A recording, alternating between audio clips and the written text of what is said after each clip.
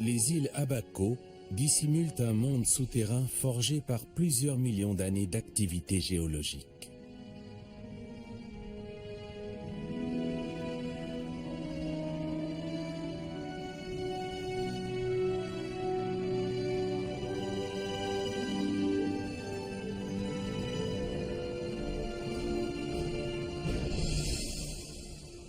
À la base de toutes les îles bahamiennes, il y a le calcaire formé par l'accumulation de sable et de corail dans une mer chaude et peu profonde.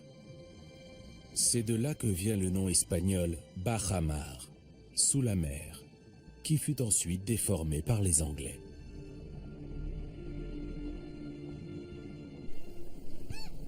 Ce banc de calcaire tendre et poreux, qui s'enfonce désormais sur plus de 4 km, s'est avéré vulnérable.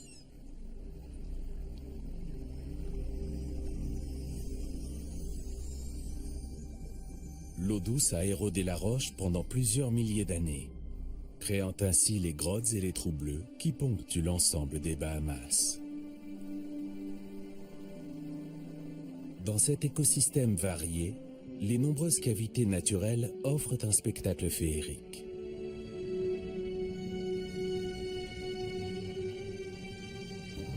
Mais c'est un monde mystérieux.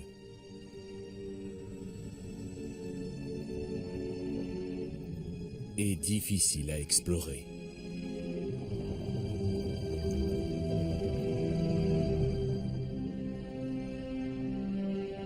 On y trouve une multitude d'espèces.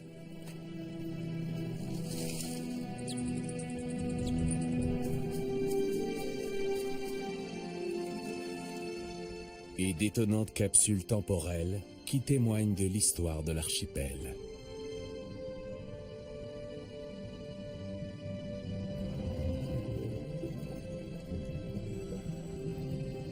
Chaque plongée porte la promesse de nouvelles découvertes susceptibles de nous renseigner sur le passé récent et même de lever le voile sur les origines de la vie sur Terre. Ce royaume sous-marin divulgue peu à peu ses secrets.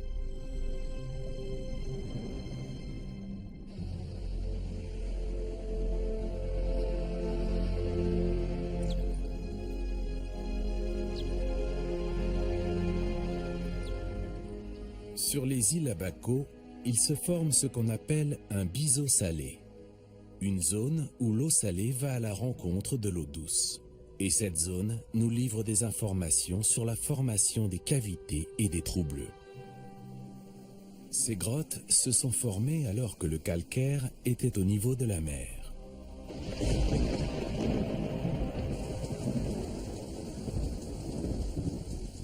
Pendant des milliers d'années, l'eau de pluie a absorbé le gaz carbonique à mesure qu'elle tombait et s'infiltrait dans le sol. Elle s'est acidifiée, en particulier au contact de l'eau salée. Elle a alors érodé la roche et au fil des millénaires, ce mélange d'eau douce et de sel a creusé peu à peu un vaste réseau de grottes, de cavités et de galeries.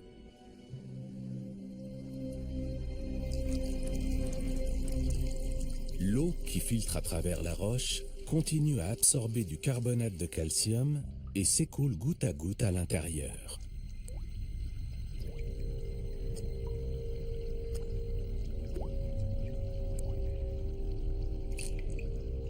Lorsque la solution de calcaire dissous est exposée à l'air libre, l'eau s'évapore et le carbonate de calcium cristallise sous forme de calcite. L'eau qui tombe goutte à goutte du plafond façonne alors des stalactites semblables à des glaçons de pierre, tandis que celle qui s'évapore au niveau du sol sculpte des stalagmites. Avec le temps, les deux structures finissent parfois par fusionner en colonnes de pierre. Ces forêts de concrétion minérale, ou spéléothèmes, dessinent dans l'obscurité des paysages mystiques.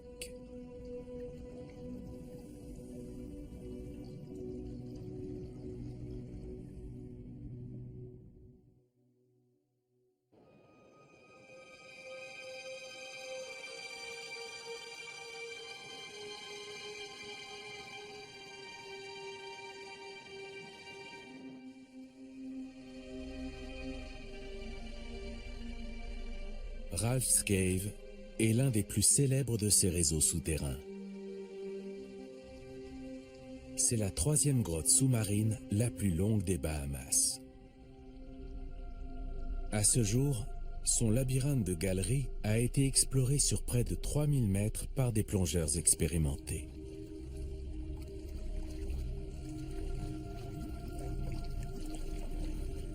Cette formation géologique relativement récente date d'après le début de la dernière glaciation, il y a environ 350 000 ans.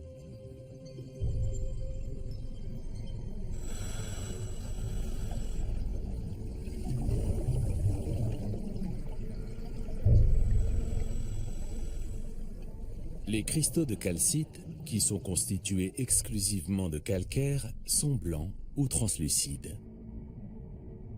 Le fer ajoute des nuances rouges, oranges et brunes, tandis que le manganèse tire plutôt sur le bleu et le noir.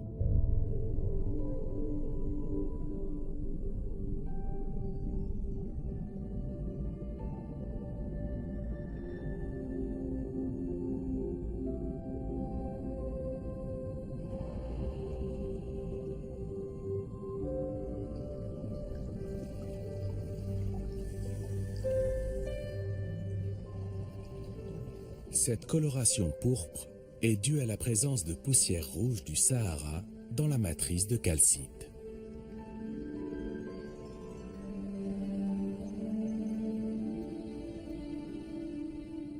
Depuis sa formation, la grotte a été submergée au moins 4 fois au gré des variations du niveau de la mer.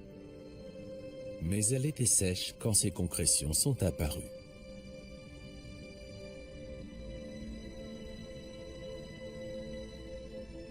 On surnomme cet endroit le bassin aux tulipes, en référence à la forme unique des cristaux qu'il contient. Si la plupart des concrétions proviennent d'un écoulement goutte à goutte, ces cristallisations à dents de cochon se sont formées dans une nappe d'eau sursaturée en calcite dissoute. Cela rappelle l'expérience qu'on propose aux enfants et qui consiste à faire pousser des cristaux sur une ficelle.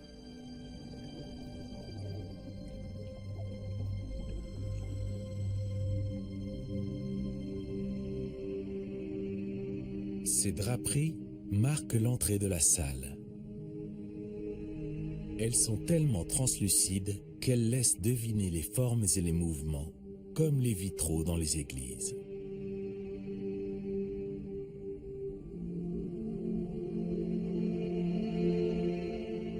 D'après les spécialistes, ces concrétions ne sont pas très anciennes, 13 à 20 000 ans maximum.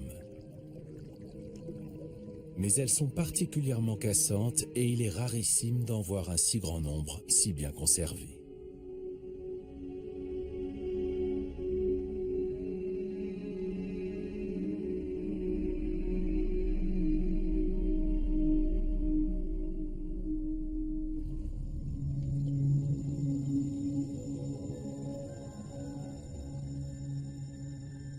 Surnommée la verrerie, cette salle contient plusieurs milliers de fistuleuses de cristal entremêlées, des concrétions en forme de paille.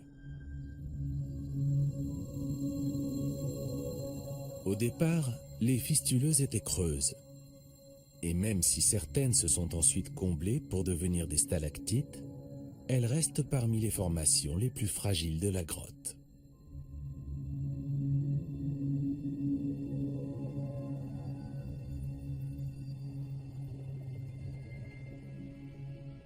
Ces spéléothèmes sont dits excentriques.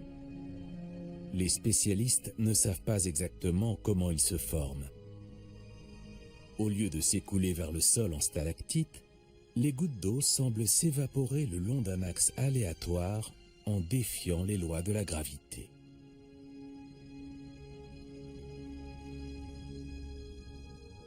D'autres cristaux ressemblent à des ailes de papillon. Leur persistance ici, dans une grotte submergée, est remarquable.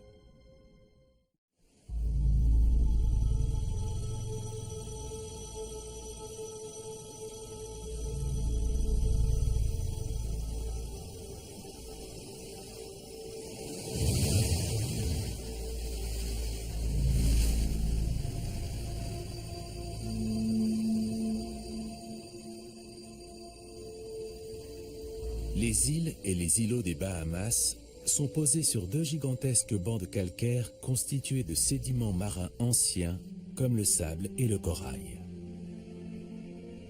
Ce plateau calcaire d'au moins 4,5 km d'épaisseur est très perméable. Et l'eau salée remplit ces vides sous-marins juste en dessous de la surface.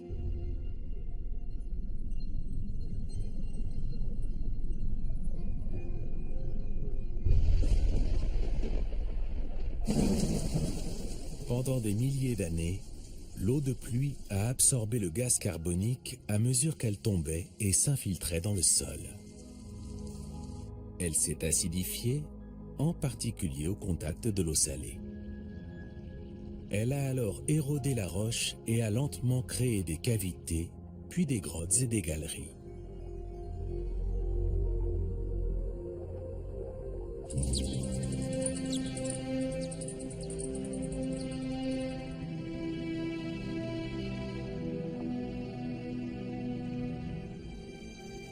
L'interaction entre l'eau douce et la roche s'est ensuite poursuivie.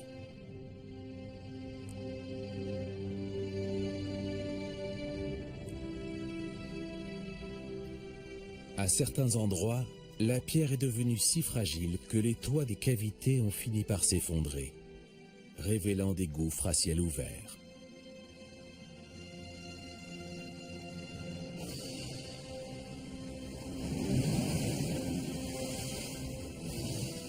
Lorsque le niveau de la mer est remonté, ces gouffres se sont remplis d'eau, formant ainsi les célèbres trous bleus.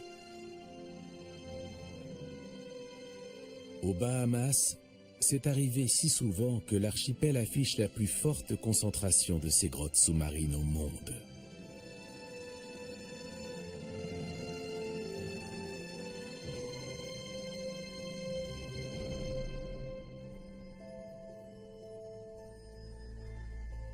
Malgré son apparence banale, ce plan d'eau ouvre une fenêtre sur l'histoire de notre planète.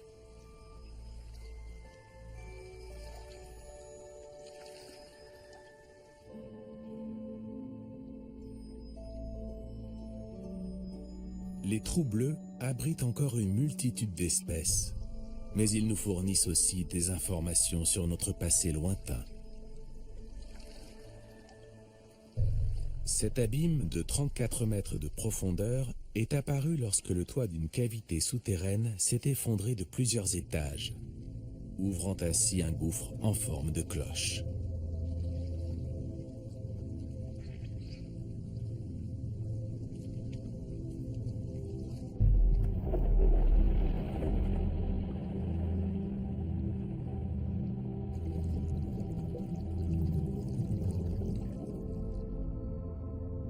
Les plongeurs qui s'enfoncent dans l'eau douce de Sawmill Sink finissent par tomber sur une halocline.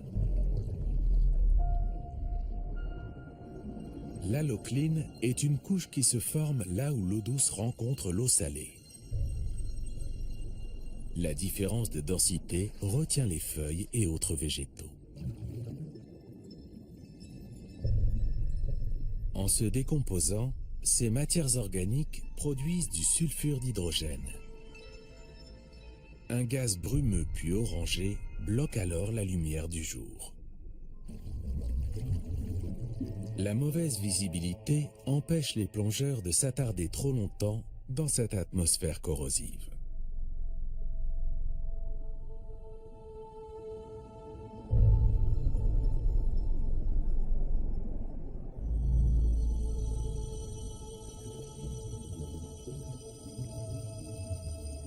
Sous l'halocline, l'eau est transparente mais très peu oxygénée. Au fil des ans, les ouragans et l'exposition aux éléments ont détruit la plupart du matériel fossile des Bahamas. Mais grâce à l'absence d'oxygène, les scientifiques ont fait ici certaines des découvertes fossiles les plus spectaculaires des Antilles.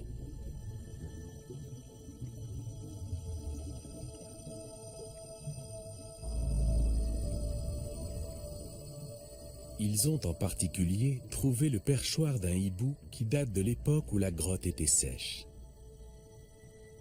Il contient encore les restes des proies du rapace, y compris des lézards, des oiseaux et 4 espèces distinctes de chauves-souris. D'autres animaux sont sans doute tombés dans le trou bleu. Leurs ossements ont coulé jusqu'au fond, où ils sont restés en l'état. Le plancher est jonché de carcasses de reptiles, de tortues, d'oiseaux et de poissons.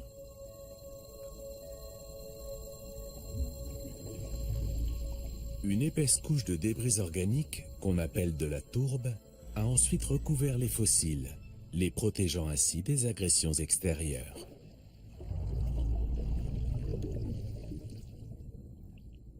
Les plongeurs ont mis au jour plus de 50 squelettes d'une espèce de crocodile archaïque, dont le parent actuel le plus proche, le crocodile de Cuba, a aujourd'hui disparu des Bahamas. Mais Sawmill Sink n'est pas seulement le dépositaire du passé récent. Il détient peut-être des informations sur les origines de la vie sur Terre. Certains chercheurs pensent que ce milieu, caractérisé par la présence de sulfure d'hydrogène et le manque d'oxygène, reproduit les conditions qui régnaient sur Terre il y a plus de 3 milliards d'années, quand les bactéries étaient encore la forme de vie dominante.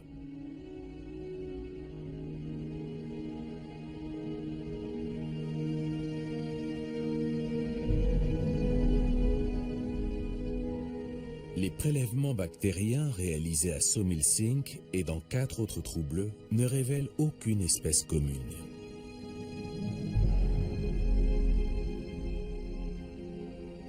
Dans le domaine naissant de l'exobiologie, ces découvertes laissent entrevoir une grande diversité biologique au sein des organismes unicellulaires qui ont fini par évoluer vers des formes de vie complexes sur la Terre et peut-être même sur d'autres planètes.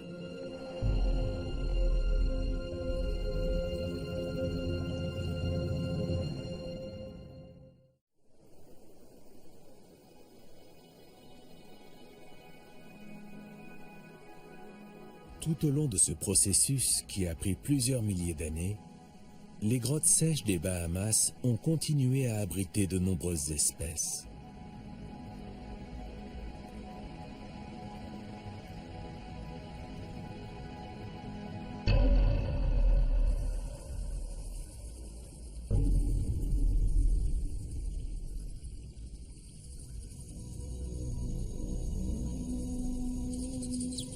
Des centaines de sérotines brunes viennent nicher ici.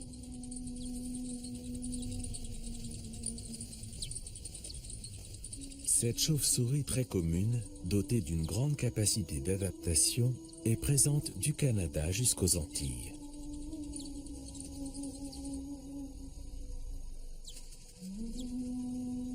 L'obscurité de la grotte garantit une certaine fraîcheur à ces créatures nocturnes qui ont besoin de se protéger du soleil et de la chaleur du monde extérieur.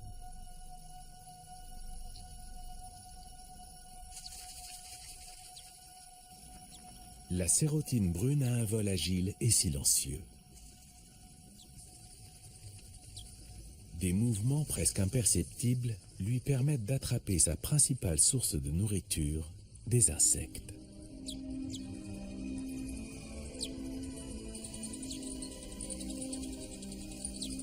Elle peut broyer les scarabées avec sa mâchoire puissante et ses dents pointues.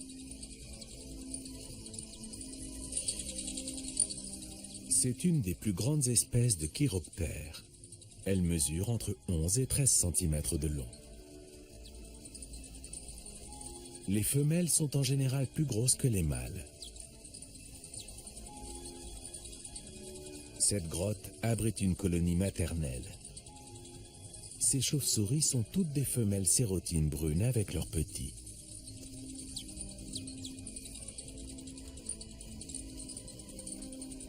La nuit, les mères abandonnent les jeunes pour aller chasser.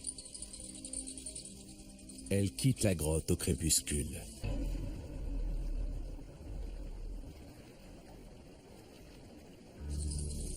Au retour, elles reconnaissent leur progéniture à l'odeur.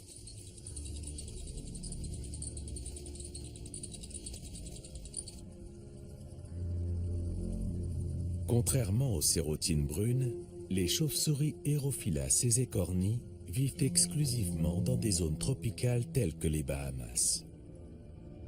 Elles sont également beaucoup plus petites, entre 6,5 cm et 7,5 cm de long.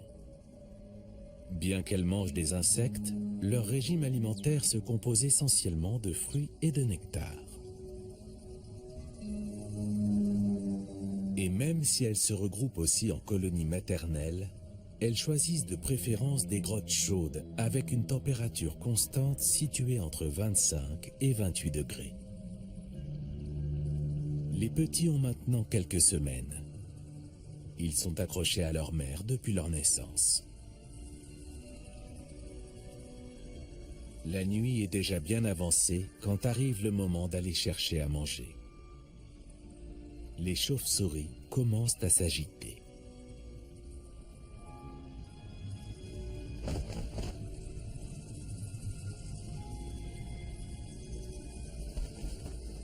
Tant qu'ils ne sont pas trop lourds, les femelles emportent les jeunes avec elles lorsqu'elles quittent la grotte. Plus tard, ils devront les suivre et apprendre à se nourrir eux-mêmes.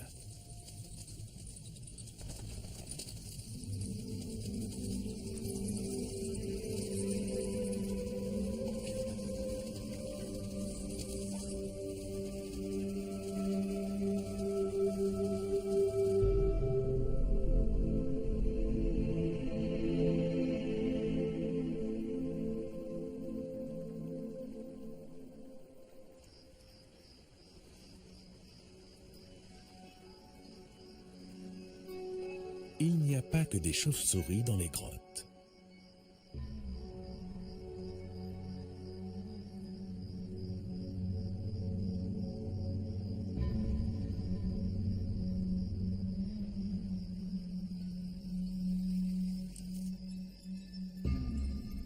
D'autres animaux s'abritent ici pour fonder un foyer plus sûr.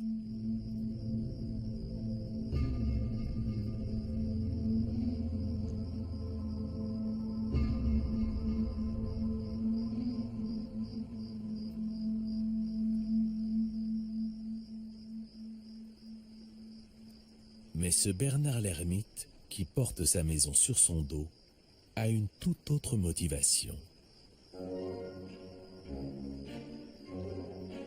Il parcourt quotidiennement le long chemin jusqu'au fond de la grotte.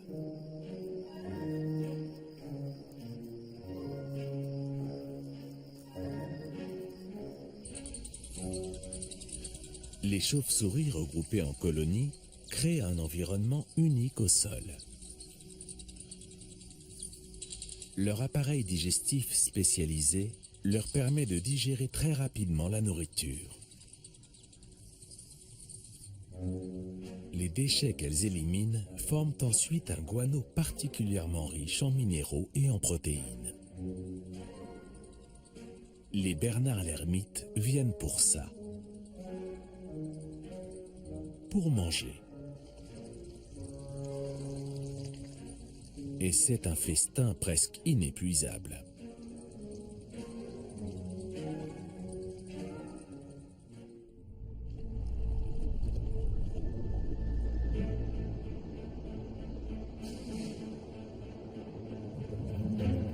L'influence de la marée sur les trous bleus est spectaculaire. Toutes les 6 heures, l'eau s'engouffre puis se retire.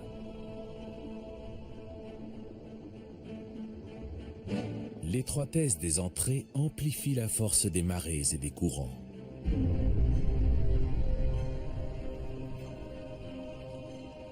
Nager contre un flux de plusieurs milliers de litres d'eau par minute est une gageure, même pour des plongeurs expérimentés.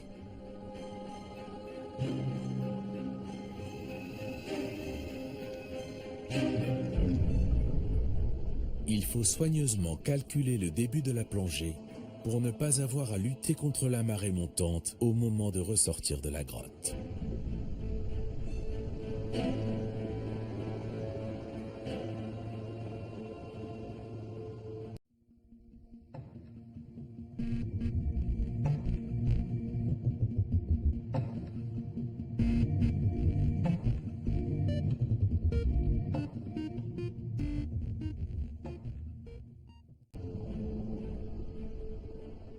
Lorsqu'elle s'engouffre à l'intérieur, l'eau est riche en nutriments qui servent à nourrir les occupants des lieux.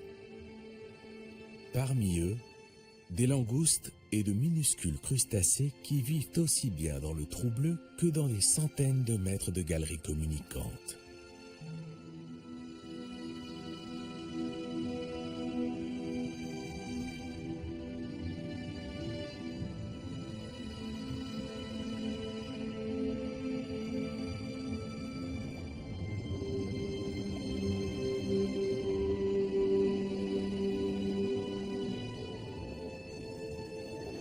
Puis, le reflux remporte les déchets avec lui.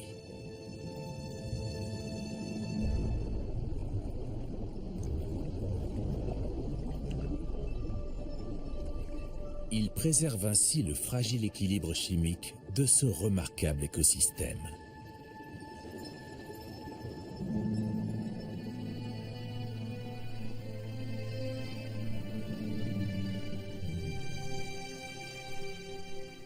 Même à plusieurs kilomètres de l'océan, les trous bleus terrestres sont eux aussi affectés par la marée.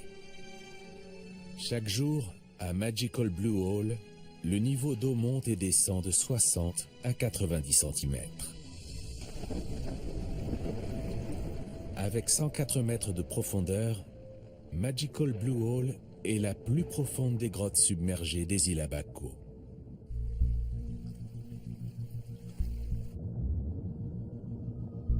Quand on regarde l'entrée depuis le bas, on voit les arbres de la Pinède se détacher dans la lumière.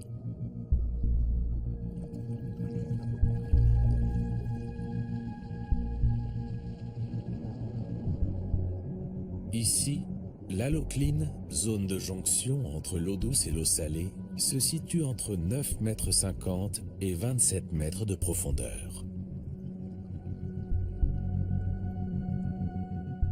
Sous la brume, les plongeurs semblent flotter en apesanteur.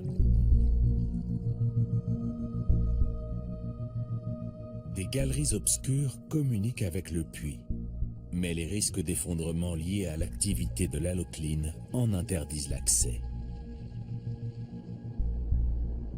La roche environnante est poreuse et instable.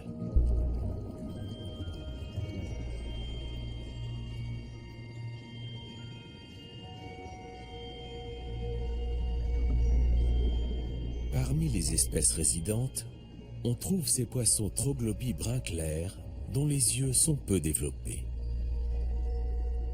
Ils se sont adaptés à l'absence de lumière et d'oxygène depuis plusieurs milliers d'années et semblent tolérer une certaine fluctuation de la salinité de l'eau.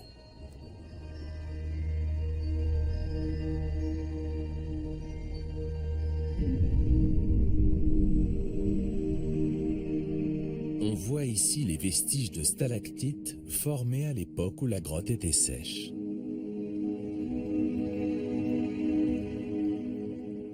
Il y a une telle abondance de spéléothèmes massifs qu'on se croirait au milieu d'une forêt de pierres.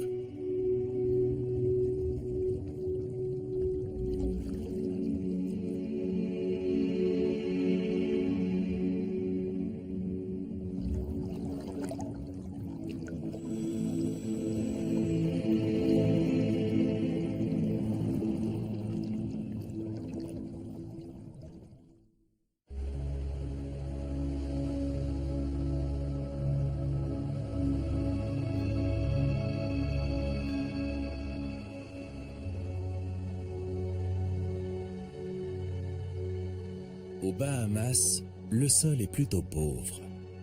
Mais à proximité des trous bleus, l'apport d'eau douce permet à la végétation de prospérer. Sur les îles Abaco, ils sont entourés de pins des Caraïbes. Ces piscines naturelles offrent un habitat idéal pour les insectes, les reptiles et les amphibiens.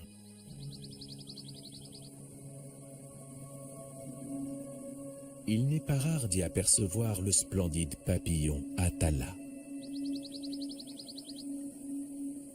On le reconnaît à ses taches irisées caractéristiques.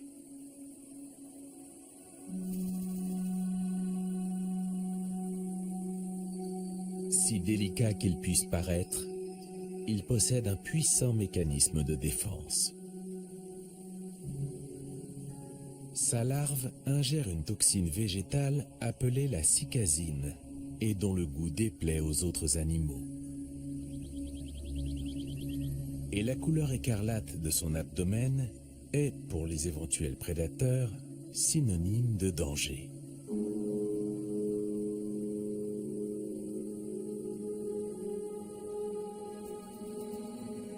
Son vol est irrégulier et il s'éloigne rarement du sol.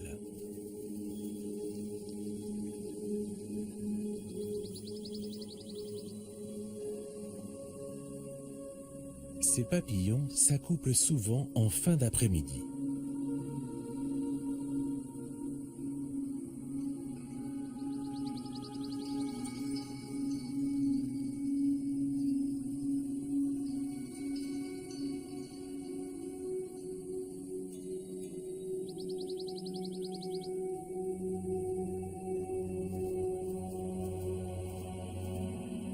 La femelle dépose ensuite les œufs fécondés sur des feuilles où ils écloront 4 à 5 jours plus tard.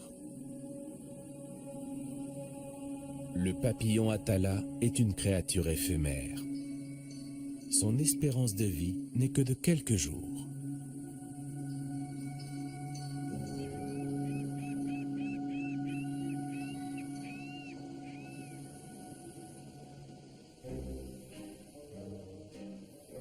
Le lézard à queue courbée prend volontiers des bains de soleil sur le sol sablonneux autour des trous bleus. Cet animal à sang froid a besoin d'une source de chaleur externe, comme le soleil, pour maintenir sa température corporelle. Il n'est actif que le jour. Les mâles sont territoriaux. Ils attaquent dès qu'ils voient un rival s'approcher. Comme beaucoup de reptiles, le lézard à queue courbée est couvert d'écailles carénées, c'est-à-dire qui présentent en leur milieu une arête longitudinale. Moins réfléchissante que les écailles lisses, elle l'aide sans doute à mieux se camoufler. Il est omnivore et très éclectique. Il se régale aussi bien d'insectes que de fleurs, de fruits et même de petits crustacés.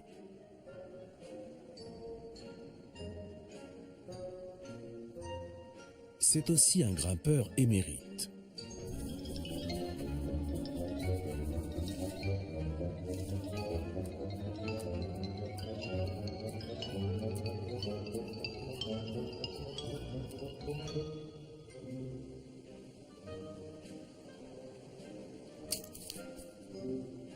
Il doit son nom à la forme particulière de sa queue, dont on ignore si elle lui sert à afficher sa territorialité, à séduire les femelles, ou si elle est plus simplement le résultat d'une adaptation à son environnement.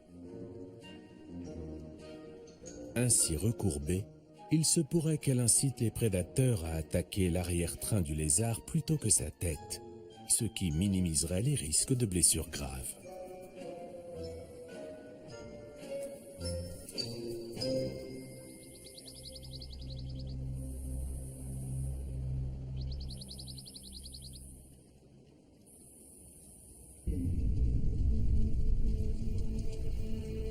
Tous les 2 ou 3 ans, des incendies ravagent les sous-bois et les forêts de pins des îles Abaco.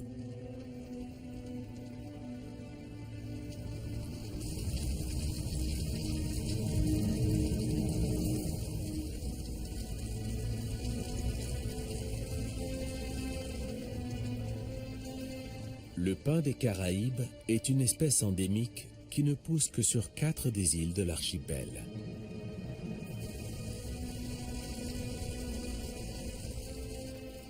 Si le feu se propage rapidement, il épargne généralement les arbres plus âgés.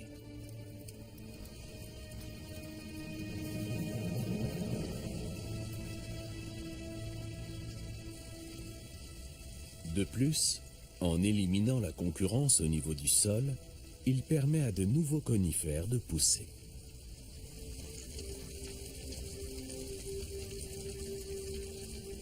Ces incendies jouent un rôle essentiel dans l'écosystème forestier et les autorités locales ont recours à un programme de brûlis contrôlé pour débroussailler le sous-bois et laisser une chance aux jeunes plants.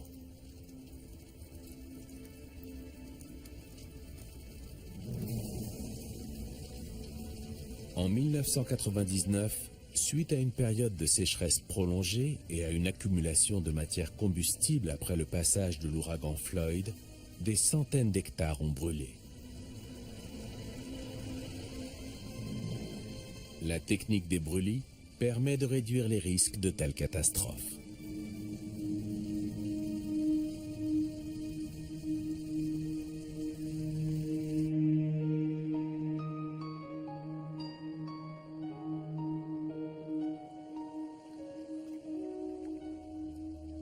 Aucune autre région au monde ne possède autant d'espèces cavernicoles que les réseaux souterrains des Bahamas. Lost Rill Blue Hole abrite une grande partie de ces anomalies biologiques.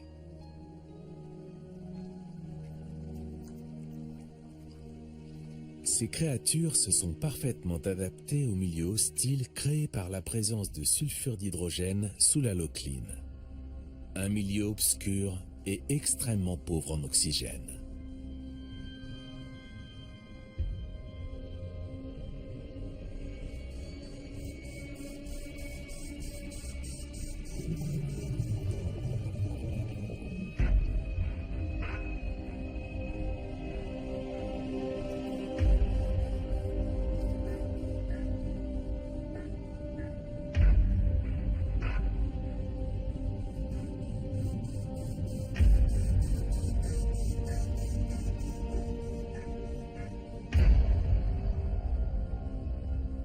Les isopodes sont des crustacés invertébrés au corps généralement aplati. On en trouve toutes sortes dans la nature, mais celui-ci s'est adapté à un environnement hors norme en prenant une couleur translucide.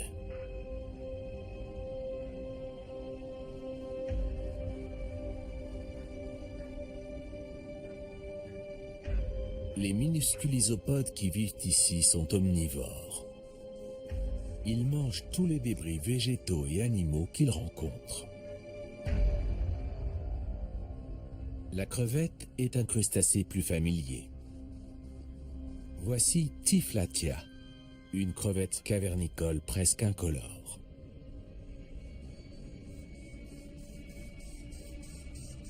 Ces crevettes sont dotées d'appendices qui font office de récepteurs chimiques et de capteurs de mouvement. Malgré l'obscurité, cela leur permet de détecter à la fois des sources de nourriture et d'éventuels partenaires. Elles peuvent filtrer les plus petits micro-organismes présents dans l'eau et exploiter ainsi le moindre élément nutritif disponible.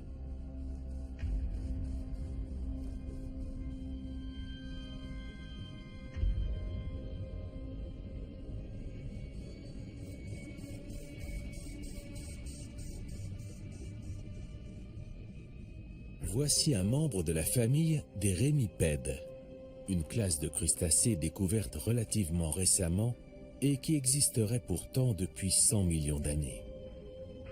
Presque tous les rémipèdes vivent dans des trous bleus contenant à la fois de l'eau douce et de l'eau de mer.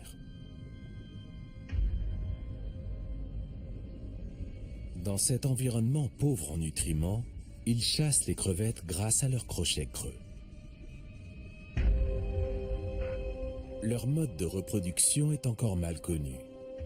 On sait simplement qu'ils sont tous hermaphrodites.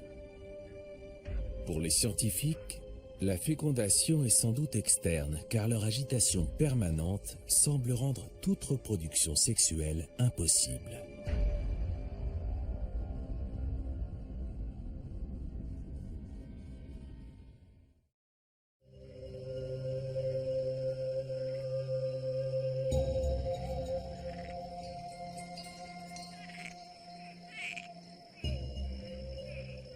Originaire des Bahamas, la rainette de Cuba est répandue à travers toutes les Antilles. Exceptionnellement grande, Elle peut faire jusqu'à 15 cm de long. Cet amphibien émerge en général à la nuit tombée pour se nourrir et se reproduire. Les femelles les plus grosses peuvent produire jusqu'à 15 000 œufs en une seule saison.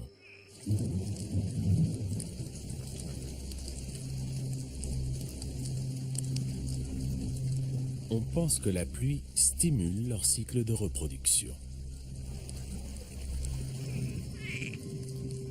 L'accouplement se produit le plus souvent en été, mais la rainette de Cuba peut se reproduire toute l'année dans ce climat chaud et humide.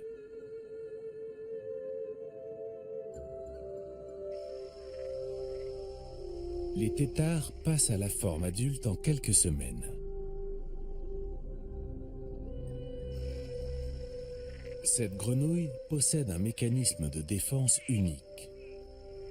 Elle sécrète un mucus toxique qui induit une réaction urticante au toucher.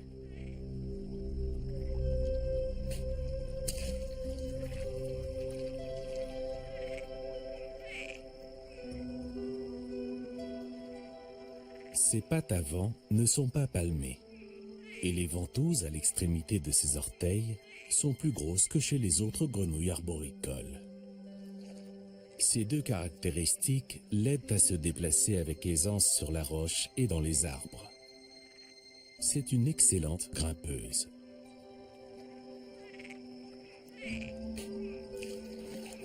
La rainette de Cuba vit dans des poches d'eau douce à la surface des troubles terrestres.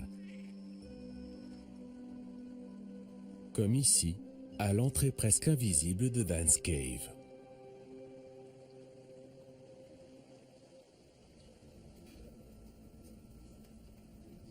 Dan's Cave détient le record de la plus longue grotte sous-marine pour une île.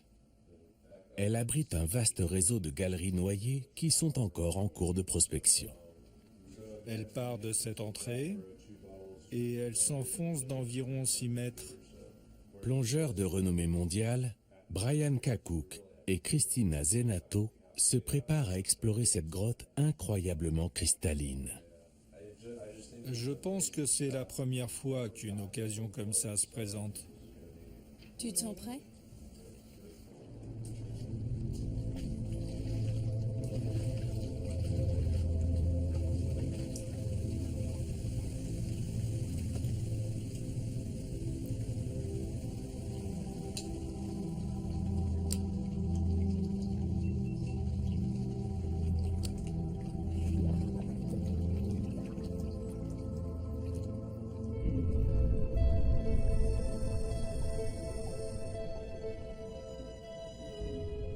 Ils ont choisi de monter leur bouteille en configuration latérale pour progresser dans les profondeurs du réseau et négocier les passages les plus difficiles. La configuration habituelle serait trop volumineuse.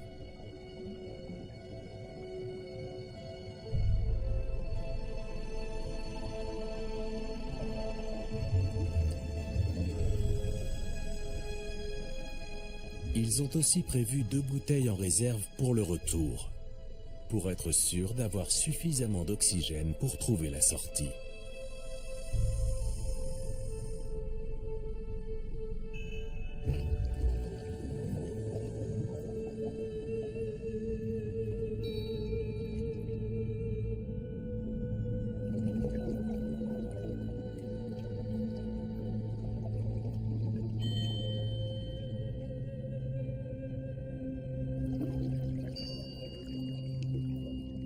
Ces magnifiques concrétions cristallisées sont extrêmement fragiles. Un coup de palme mal placé pourrait causer des dégâts irréparables.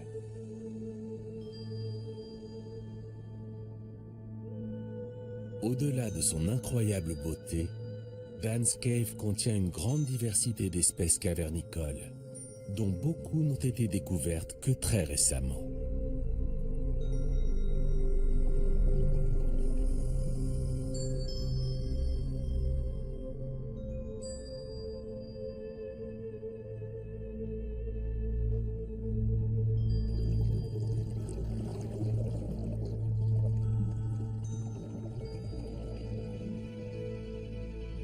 Comme la grotte voisine, Ralph's Cave, celle-ci s'est développée par paliers sur environ 350 000 ans.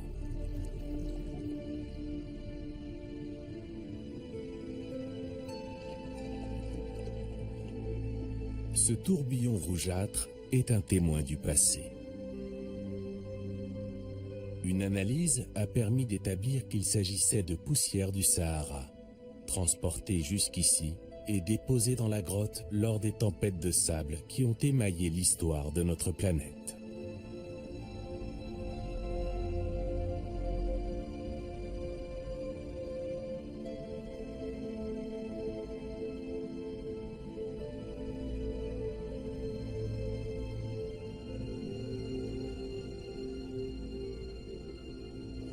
Différentes salles secondaires réparties en rayons communiquent avec la salle principale.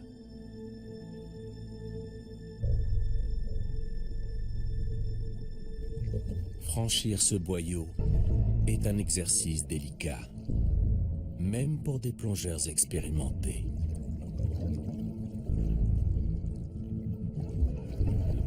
Ils doivent avancer avec prudence.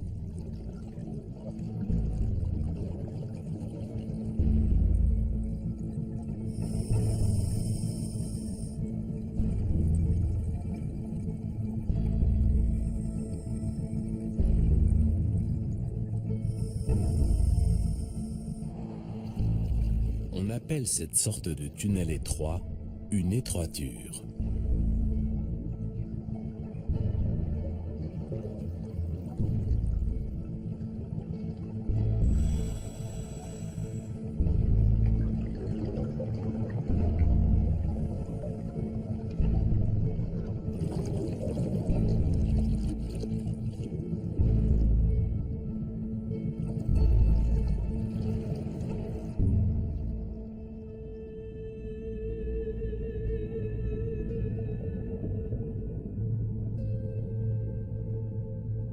À ce jour, plus de 12 km de galeries ont été topographiées à l'intérieur de Dan's Cave.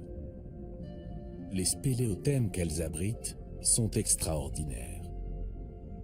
Seuls quelques privilégiés ont admiré ces merveilles de leurs propres yeux. Les chercheurs sont convaincus qu'on finira par trouver un passage communiquant avec Ralph's Cave dans l'une des galeries submergées qui attendent encore d'être prospectées.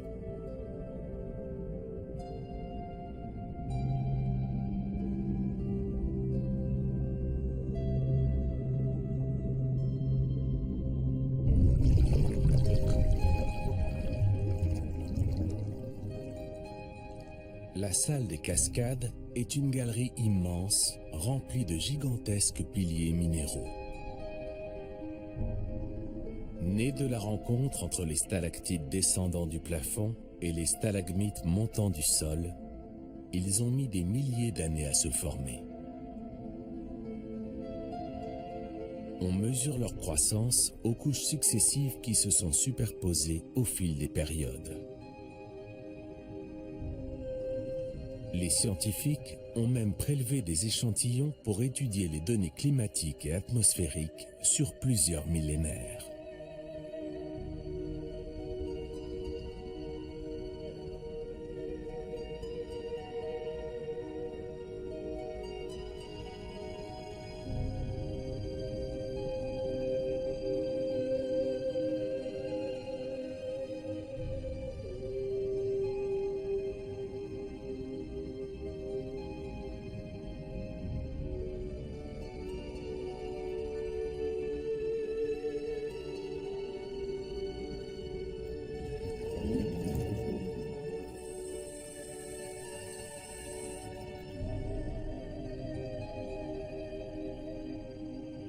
Nageant au milieu des draperies, ces dépôts minéraux semblables à des rideaux, les plongeurs explorent des galeries interminables.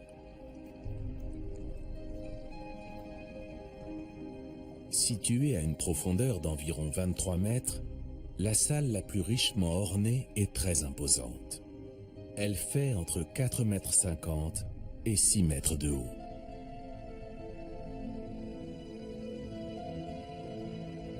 Et avec ses 76 mètres de long et 46 de large, elle éclipse la plupart des salles de réception des grands hôtels. Mais contrairement aux constructions humaines, ces merveilles de la nature sont souterraines et submergées. Et leur création remonte bien avant l'apparition de notre espèce. Elles ont été sculptées par les éléments au fil de milliers d'années. Et leur décoration intérieure est le résultat d'une simple solution de carbonate de calcium dissous et de la lente évaporation de l'eau, goutte à goutte. En surface, les cavités et les trous bleus des Bahamas sont comme autant de petites fenêtres. Mais dans leur profondeur se déploie une multitude de salles, de cavités et de galeries qui sont le témoin de l'histoire géologique et naturelle de la région.